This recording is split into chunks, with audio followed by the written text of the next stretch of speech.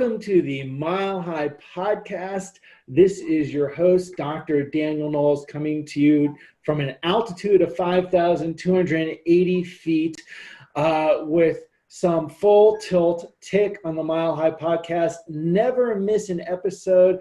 Make sure if you're listening or watching this, whether it be on iTunes or Stitcher or YouTube, that you hit subscribe so you always catch Mile High Tick.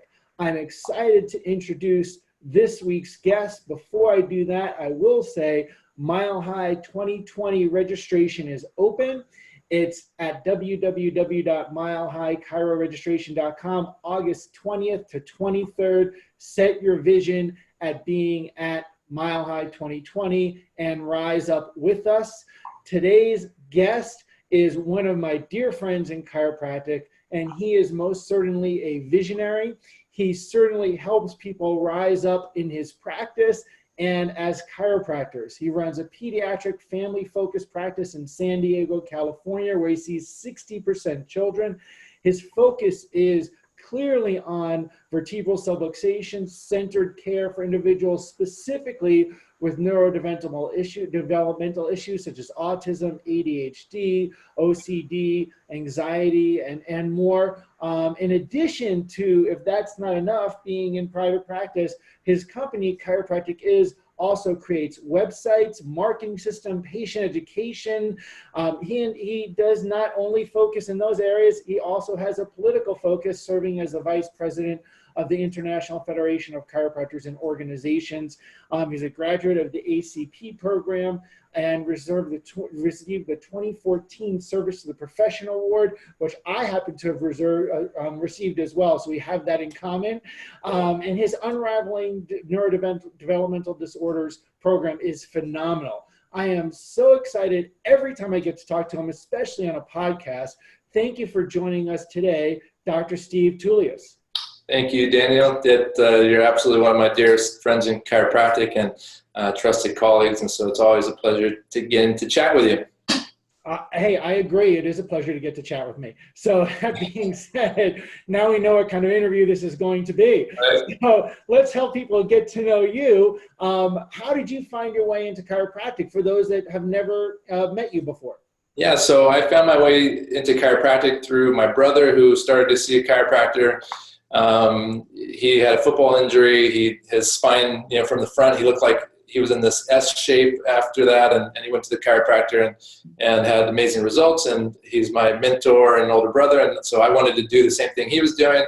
I was in a small car accident, really didn't, cause too much damage at all, but I wanted to go experience this, and so I went, and I'll never forget that first moment. Walking in.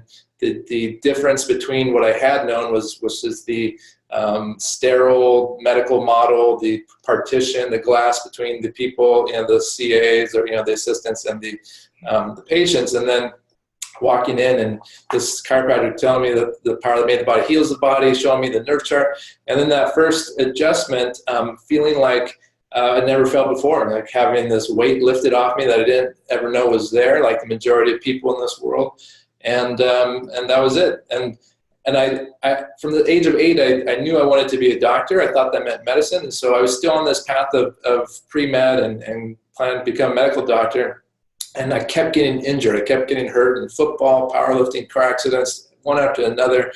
And that was, I see now, the universe's way of getting me to continually be back in that place. And then I saw, obviously, the immune system benefits, the life benefits, and then I had an epiphany one day when I went to an orthopedist who was looking at a shoulder injury from football. He never touched my shoulder. He just ordered an MRI, which didn't show much at all. And so his next solution was to cut me open and take a look inside. And that was such a huge interrupt in my thought process and where I was at in the chiropractic setting. And it was just like a flash of light. It's like, I'm supposed to be a chiropractor. And so that's my story. Wow, outstanding. I personally love hearing chiropractic stories. And I've got to ask you this because your shirt's screaming at me. Ask me why. What am I asking you why about? Well, if you take a look at the back of my shirt, I don't know if you can see it. It has Dr. Herbert Reaver Ross on it. And it says, "This good doctor did not go to jail so that chiropractors could be fixing aches and sprains." And I haven't worn this shirt in years. I actually made this shirt years ago. I thought it'd be perfect for this podcast because at that time I needed something like this. I needed a shirt. I needed something to catch the attention of the public, to create a conversation. And I don't need that anymore. But I find it very fitting. You know, we're in a place in chiropractic where we're losing our unique service to humanity, where this thing is becoming unsustainable. I know a lot of listeners out there may not realize that. Some of you may be new graduates or students, and after being involved in this thing for 17 years and at a capacity that Dr. Knowles just shared, you know, I fear for this profession's sustainability and the future of a vertebral subluxation-centered service for humanity. And the only reason I fear that so much is because I understand the big idea and the fact that this chiropractic vehicle could absolutely transform the face of humanity in a positive direction. And so that's why I'm wearing this shirt today, because we need to start, you know, having a much more clear vision of what chiropractic is and the unique potential for humanity. Wow. And I get chills with that shirt as we're talking, because I don't know if you know this. Actually, I'm pretty sure you don't know this. Herb Ross Reaver, my dad bought his Green Book collection from his wife. Cool. After he had passed away. So a lot of these behind here are actually Herb Ross Reaver's books. Wow, that's cool. That's very cool. One of them I have is signed, at least one of them is signed by, well, many are signed by him, but at least one of them signed by BJ himself. Nice. So kind of pretty cool that we're getting to have this conversation. And I think of that when I look at those, I think they're like the sacred trust that I'm holding, yeah, you know? And I have the same feelings as you.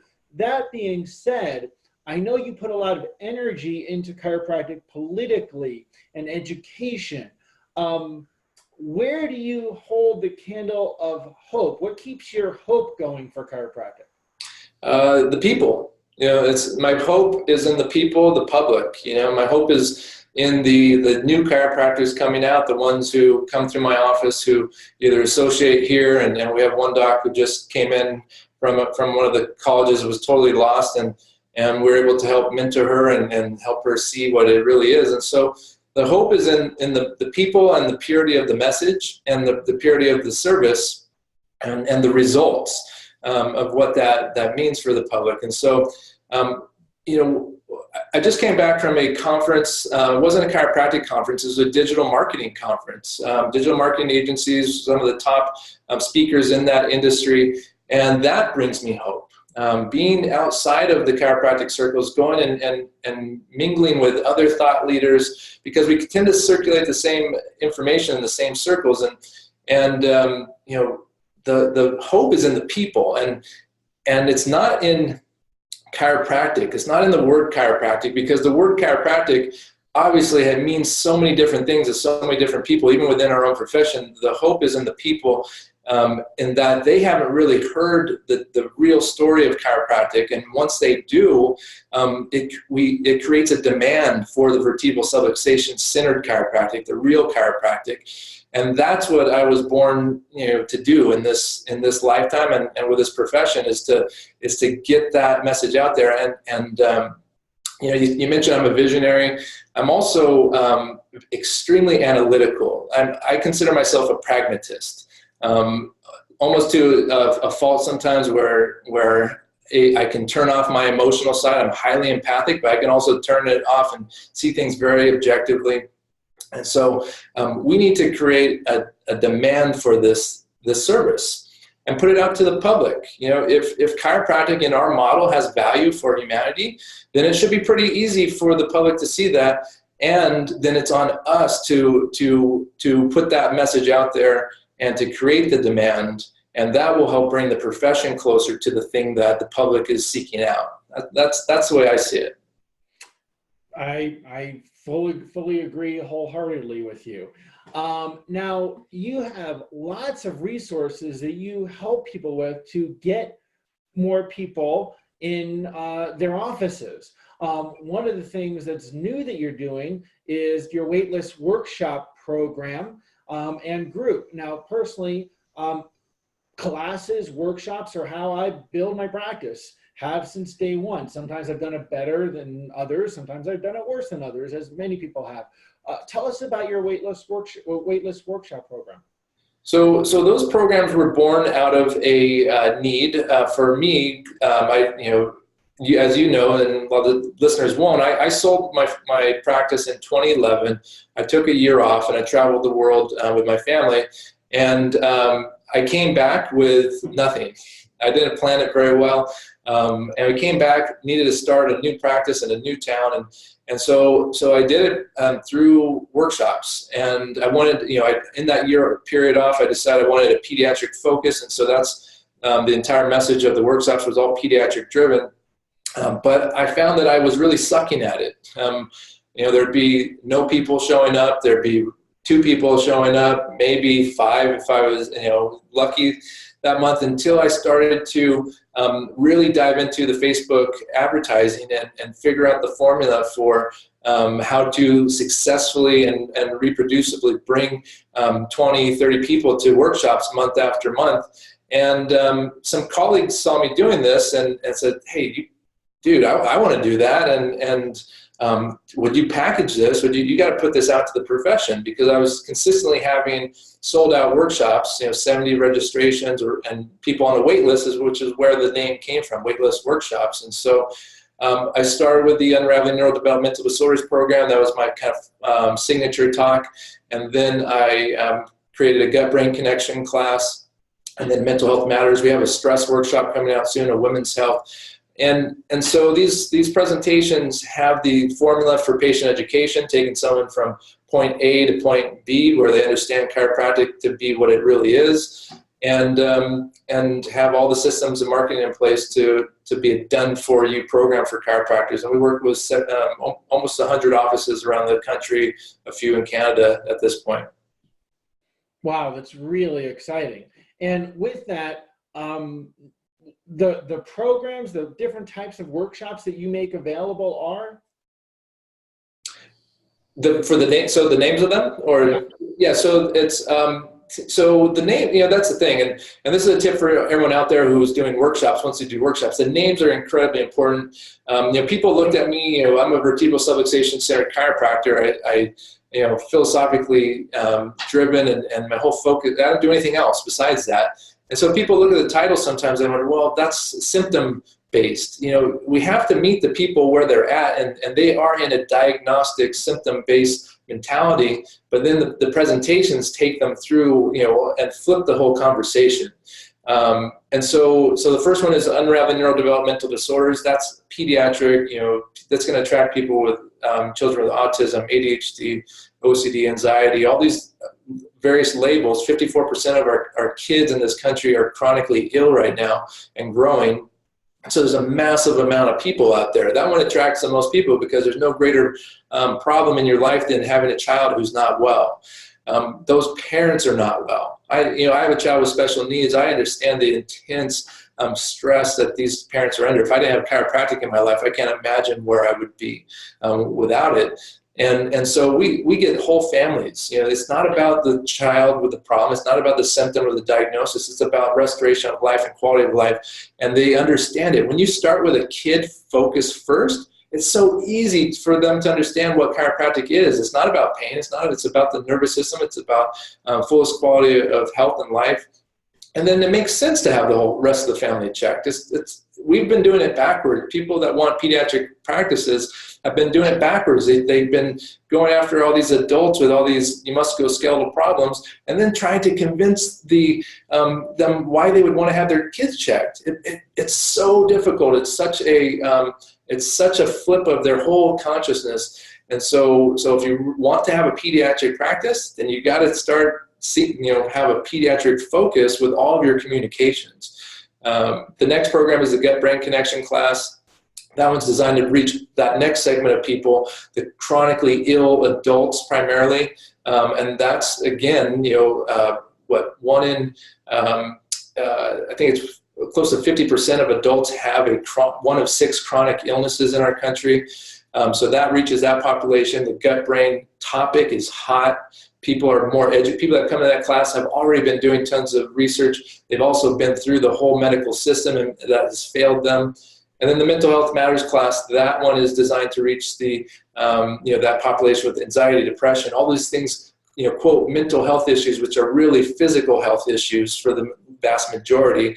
And that's, as and a lot of chiropractors, especially younger ones, aren't familiar with, our profession has a rich history of helping those with, quote, mental health challenges. We had the mental health sanitariums, and I want to help create a resurgence of helping those people. So that's where it's at. We're going with the stress workshop because that's more general. That's for people in practice currently who don't where that doesn't fit their target markets. The stress workshop is a great segue to get out of the musculoskeletal box that we've actually put ourselves in and start talking about stress, nervous system, quality of life.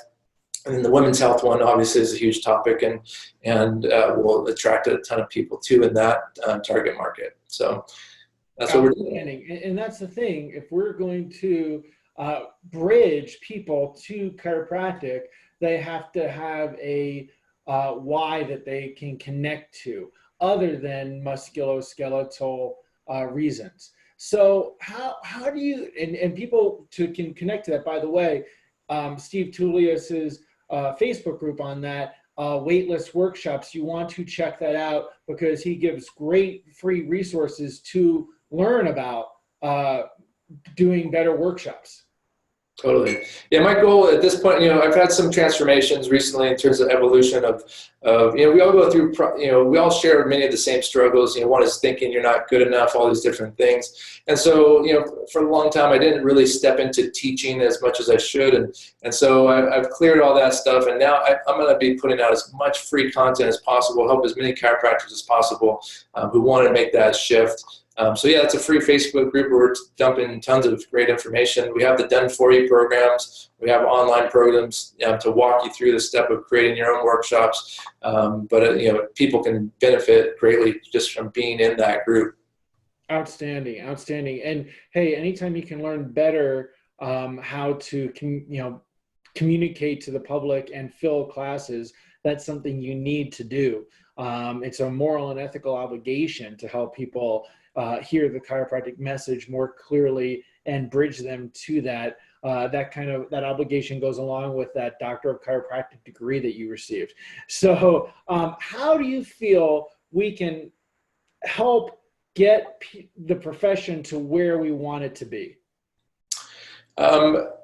Through example, through modeling the success principles that are congruent with chiropractic practice, and show them that you can practice in a very subluxation-centered model, see the miracles that we used to see on a regular basis, and attract those people who are just waiting for us and show them how. I did a webinar called Getting Out of the Musculoskeletal Box, and in that webinar, I shared, we're so upset right now. We're so frustrated. We're a very frustrated profession. We're frustrated that we're not making the type of money that chiropractors deserve for the service that they're rendering. We're frustrated that people just don't get it. We're frustrated that there's so many battles within the profession, that there's so many attacks within and without. We're frustrated that now in Canada and Australia, they're attacking pediatric chiropractic, and of course they're attacking that because that's the largest segment of people starting to enter practices, and that is going to flip the conversation. That's why I've dedicated myself to really focusing in practice helping kids, because it's going to flip the conversation for the public. And so we're a very frustrated profession, and that typically causes paralysis. And so we need to show people how to do this, because we haven't been shown that. We used to know how to do it, and then systematically over the years, and this, insurance was the bait. Insurance was the bait that got us to where we're at. It was, the AMA had their Iowa plan, which was part of the Committee on Quackery, which was that Iowa plan. One of the key points, the positions, was to engage in a program of positive containment. And just let that sink in, a program of positive containment. And that's what they did. They accepted us within a very limited scope of musculoskeletal back pain, neck pain, and they did it by reimbursing through insurance only for those situations, and chiropractors ran to it. And they gave up their principles, and they gave all that up. And we know now it's called the Mercedes 80s, right? You know, all these chiropractors left their principles to engage in all these extra things, and they stopped talking about what chiropractic really is, and they stopped practicing chiropractic the way it was designed to be practiced. And then they took away the insurance money. The 90s, the HMOs came through, and they had us. They had us by a chain, and we are an enslaved profession that does not realize it. So many chiropractors are enslaved to this musculoskeletal box, and you can get out. And the key is being clear on what chiropractic is, having the certainty, the confidence, the clarity to share that, so communication, and then having the systems and tools to attract people. You know, you asked me on the little sheet before we did this podcast, what was my favorite quote?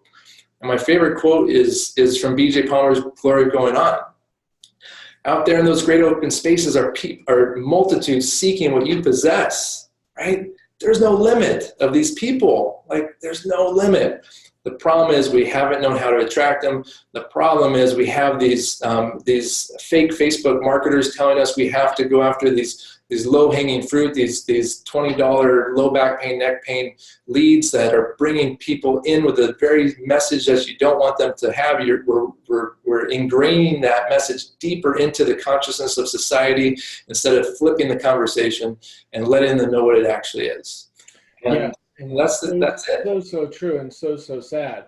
And this is another reason, I guess this is a good point to spill the beans on this, which is just yet another reason why I am so excited to have Dr. Steve Tullius on stage at Mile High 2020, that he'll be one of our speakers yet again. He's not only is he a phenomenal presenter, he's the only person I know in chiropractic that actually travels with a dance troupe for presenting. I don't know if I'll bring the dance troupe this time. I might do. I comment on social media. I don't know if you saw it. I said that this year I'm going to give my entire presentation in interpretive dance. So, oh, there you go. Yeah, I won't be speaking at all. It'll just be all interpretive dance. And I'm sure you could get people to do that. Well, I'm going to do the interpretive dance. Oh, so, okay. So you have to interpret my dance. Okay. There we go. Interesting. People will want to see that. I will tell you that. You do not want to miss Dr. Steve do interpretive dance. That will be something that will be never forgotten. It's almost as great as my karaoke. Yes, there you go. So now, and with that being said, we said so much about the future of chiropractic, it would be a disservice to not talk about the International Federation of Chiropractors and Organizations, which you're the vice president of, and which Mile High is a big supporter of. Tell us some things that are going on with the IFCO and why people should join and become members and support their vision and directives. Yeah, so I mean, number one, the reason I'm a member of IFCO is because I saw the dire state of chiropractic. I learned from people like Dr. Bill Deccan, who took me under his wing and helped mentor me. And I saw the unsustainable nature of current chiropractic, and I wanted to align myself with the group that most represented my values. And that was the IFCO. And the IFCO is an internationally focused group. You know, we're not a national association. We're internationally focused. So we have international reach. In Latin America, we're gaining massive steam. We have amazing doctors, leaders there, Dr. Arm Gomez, Dr. Abraham Toledos, and Hans Selle in Mexico and Chile and Argentina. There's a massive movement there in Asia and Singapore. There, we just had an initiative where we're helping organizations get started. So you see, I'm not really concerned with the United States, to be honest with you. The United States is a cancer in many places throughout the world. Our values and systems are destroying much of society in multiple ways, and chiropractic is no different. Chiropractic is very, very lost here, and it's infecting places that could be super, super pure in their chiropractic approach. And so Dr. Christopher Kent, one of our trusted advisors, is arguably the smartest man in chiropractic. He's an attorney. He's helped us with laws for various countries, chiropractic laws. Politically here in the United States, we're working on and to oppose things like this current ACA Medicare bill. So, if you value subluxation-centered chiropractic, or if you value just subluxation, the IFCO is not a police organization. We're not the straight hate group that used to exist within the profession. If you value chiropractic, if you value subluxation being part of the central premise and service of chiropractic and our chiropractic core vitalistic philosophy, then joining the IFCO is just a no-brainer, and I consider it an obligation. So that's what we do. We work hard to maintain that and to grow it outside of the U.S. too. People wonder, well, what are you doing about insurance? We're not interested in insurance. You could be interested in insurance, but we're not. Our entire charter, our premise, our objective is to protect and promote chiropractic in a vertebral subluxation, philosophically centered manner. And so if that resonates, then join the IFCO, ifcochiro.org. Well, and I encourage everyone who watches, listens to these episodes, attends Mile High, become a member of the IFCO. We want it to be the most impactful organization it can be, and we need you to do that. So that being said, is there any last thing that you'd like to share with our audience, Dr. Steve? I'd just like to share my appreciation for you, Danny, and for your lovely wife, Rochelle. There's so few who are really doing the work in chiropractic. And, on one hand, I could usually count the people that I love and trust the most because you're doing the work. And so thank you and thank Rochelle for how you do raise this profession up. And you've touched so many lives in chiropractic. So thank you for the service to this thing we love. Thank you so much. I really appreciate you saying that. And I cannot wait to see you on stage at Mile High 2020, August 20th to 23rd. I'm not sure if I can't wait to see the interpretive dance part yet. That might be the kind of thing that you can't unsee. But either way, I'm sure it will be great and memorable. So, we might save that for the after party. I might do a regular presentation and then do the after party interpretive dance. That may be wise. That may be wise. But either way, you want to rise up and be at Mile High 2020. The vision's growing. We look forward to seeing you there. Share this podcast with others. Of course, hit the subscribe button. Never miss an episode of Mile High Tick. And how do people get to connect with you more, Dr. Steve? What web URL should they go to? They can go to chiropracticgiz.com. Best way to connect with me is Facebook, though. I'm super accessible. I'm here to help. So if people have questions, contact me on Facebook. Join the waitlist workshops, free Facebook group, and just ask questions. I've been posting all over. What are your questions? I want to help. So. There you go. This way. Connect with Steve, ask him why, okay? Right.